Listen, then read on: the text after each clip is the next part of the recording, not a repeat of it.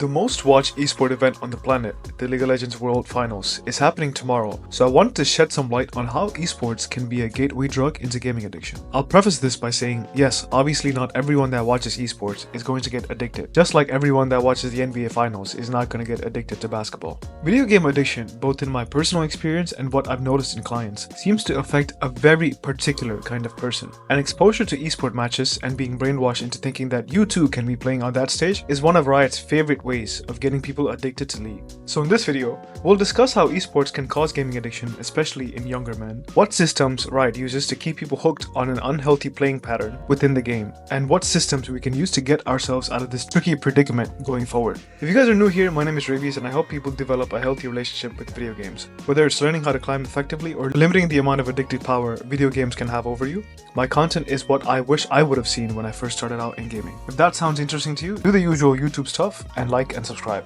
One of the biggest allures of watching these esport games is that everything seems so relatable. From the champions that are being picked, to the map that's being played on, to the hype plays and embarrassing fails, even down to how nerdy the pro players look.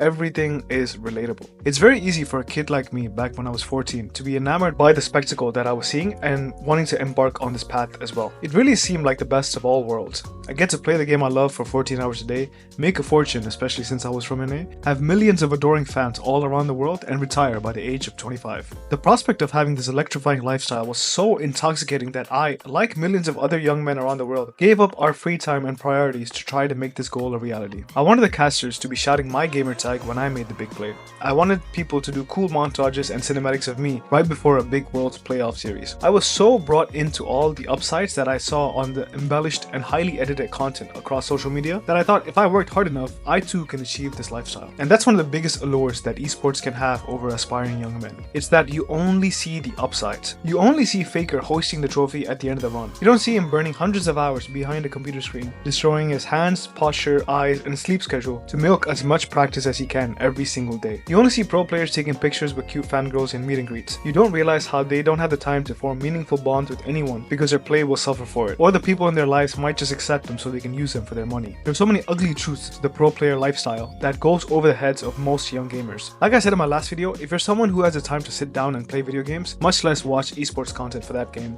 you have it pretty good in life. Either you're doing very well and have your priorities sorted out, or for the vast majority of younger audiences, you have other people taking care of you and you often have the time and energy to burn consuming entertainment. Because you live a life that's utterly detached from the real world of having to go out and pay taxes, you have the time and ignorance to chase your dream of becoming a pro player. When you really think about it, it's a catch-22. The young people that consume esport content usually have their needs taken care of and have no idea how brutal the real world can be. So, in their ignorance, they're more likely to buy into the dream of becoming an esports star and waste hours and hours a day addicted to the game. They only see the lifestyle and have no way of fathoming the amount of effort and sacrifice that goes into creating a great player. Not to mention the talent that's required in the first place. Speaking of talent, young men don't realize that the path to becoming a pro player is one that's only available to certain individuals. Let me put it to you guys like this. When you see a tall ass kid in high school, you know he's going to be better at basketball than the vast majority of his peers. You can already tell he has a better chance of living the NBA dream than 99% of the human population. It's something you don't really even have to talk about. It's so intuitive just by looking at the damn kid. Now, answer me this. How do you know when someone is destined to be a League of Legends pro player? How can you tell, just like you can in basketball, that they'll make it into the LCS sooner or later? You can't. And that's another reason why esports can be such a vicious catalyst to breed gaming addiction. Young men spend hours upon hours every single day trying to play as much solo queue as they can, trying to watch their own replays, trying to get coaching, all for the chance of maybe making it to pro and living the dream. I was in a similar boat. I had no idea how the path to pro even worked. All I thought was, if I played enough games and could make cool plays like the guys I see on the stream, eventually that means I'm also a pro player, right? And this ties directly in with the third and final reason that esports, and maybe League of Legends esport in particular, can foster addiction. What you see on the big screen is the same as your own games, and Riot is very keen on upholding this notion. There is a reason why they don't have a separate patching system for their pro players that's divorced from their live games. Even though it'll make patching a whole lot easier, there's a reason why Riot refuses to do it. There's a reason why there's no such things like rotating champion pool or map changes for pro play, even though it'll probably make the esport viewing experience even better. The less of a distance there is between the game that you play in silver and the game that the pros are playing on the world stage, the more likely you will be to buy into the hype. I fell into this trap when I was grinding to become a pro player 10, 11 years ago. I was hard stuck in silver and I couldn't figure out how to consistently carry games for the life of me. I had zero knowledge that you even needed to climb to high challenger to even have a shot of making it into the LCS. All I ever did was try to recreate the cool high plays that I saw on the big screen in my own games, and the better and better I got at replicating them, I was convinced that I too can become a pro player one day. And this is largely in part because of the game that I saw on the big screen is completely the same as the one I was playing in my own games. And even if it wasn't, I was too young and ignorant about not only the game but also about life to know any better. It really is a fuck systems of catch-22s all over the place, guys. I feel like young men that play games and watch esports are in such danger of going down the same route that I did, of wasting hours of their day and years of their lives chasing an impossible dream because the game companies have developed complex multi-layered systems that turn young men's ignorance into crippling addiction. So now that we're all feeling properly doomed and gloomed about this whole situation, what do we do from here? Because I know that I'm still going to watch the World Finals tomorrow, but I'm in zero danger of getting addicted to the game as a result. Every single tip I'm going to give you from here is designed to break you out of your childish ignorance and force you to stare into the harsh, uncaring nature of the real world. It's probably going to be tough and demotivating, but I promise you it'll serve you very well in the long run.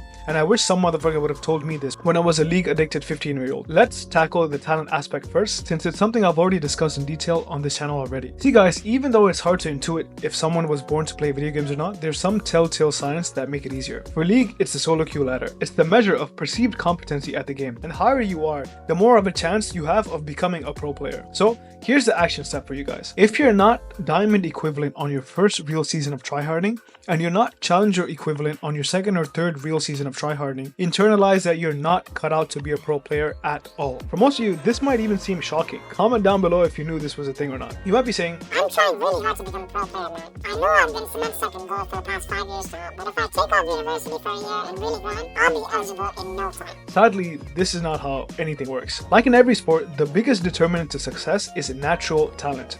It's a sad reality, and it's one of the bubbles that I had to break for myself so I could stop being ignorant and deal with the harsh reality of the real world. Even the stories of hard work and dedication that you see all over social media are people that are already freakishly talented trying their absolute hardest to beat people who are also freakishly talented. Yes, Kobe Bryant worked really hard to become the best basketball player that he can be, but don't forget the guy was already 6'6", and his father was also a former basketball player, was 6'9". He was already talented and he had to work even harder to maintain his championship pedigree. It's not that he started as like a 5'2" kid and then became a 5-time champion, guys. That's not how it works. It's not a place for people like you and me. I'm proud of the fact that it took me 12 years to get diamond. It's something that I wanted to achieve for my whole teenage life, and the feeling of accomplishment that I got was truly meaningful. But that just shows how ill-equipped I am to becoming a pro player. The motherfuckers that play on stage accomplish what I took in my 12 years of playing in their first year of playing. By being a man about it and coming to terms with the fact that this path is locked off for you might be very painful and demotivating at first, but I promise you it's way more liberating than coping that you're destined to play pro and wasting even more hours and years of your life slowly inching your way to a goal that is way out of your reach. If you guys want more of a deep dive into talent, I've made a whole series on it and I'll link it in the top right. The second way we can fix this is by employing de-stimulation. Now that I've broken down how hard it can be to make the pro player journey, I trust that you see way more of not only the downsides to this lifestyle, but also the severe opportunity cost that most of you, including me, can't possibly afford despite our best efforts.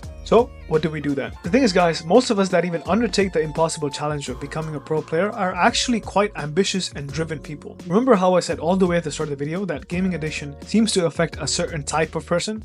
Well, being ambitious and driven are definitely two factors. The problem is that getting good at video games is such a stimulating activity. It's the one that comes to the forefront of your brain the quickest. You would much rather get good at League than do some boring shit like study for exams or something. This is much more of a long-term process, but slowly but surely cutting out the hours that you not only spend playing the game, but the hours you spend watching shoulder content and just thinking about it can be very beneficial for you. People like you and me that have massive ambition and the ability to work doggedly on a particular pursuit are very gifted at life. It just so happens that we're not good enough at the game to ever go pro in it. De-stimulate your brain by slowly weeding out video game time and dedicate your time to finding other areas of life that you're good at and passionate about. It's a very powerful way to still consume esports content without getting addicted to it all over again. For me, making these videos and helping my clients are some of the most fun that I have within my week. If that sounds boring to you, it's probably because you're spending too much time consuming high-octane media that fry your dopamine receptors and make you numb to more sustainable, fruitful activities in life. Remember how we discussed that your games and pro games can look similar? For my last tip, I'll give you a way to break that notion so you don't end up thinking that you're only this much closer to becoming a pro player yourself. The thing is, guys,